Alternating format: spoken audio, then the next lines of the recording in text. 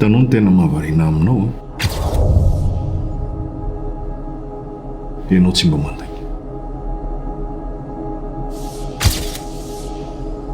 Herintaona isan'andro mahita anao. Henona dia any anelakelan-trano.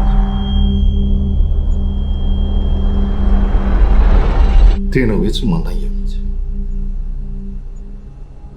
Ny olona nefa tena be tsara velatsy tao. Eo foana izay aza misalasaly. Ianao ohatra manimba tokantranony dia tsy afenina. Rehefa hoentiny ihany ianao vao miafo, sakeliana ohatrany sasakely.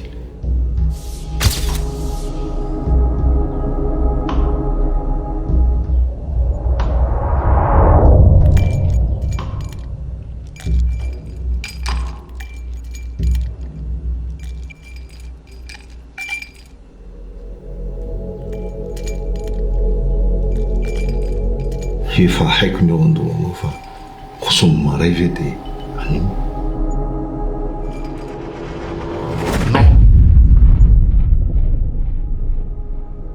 Tsy te hisotro aho fa te ho faty.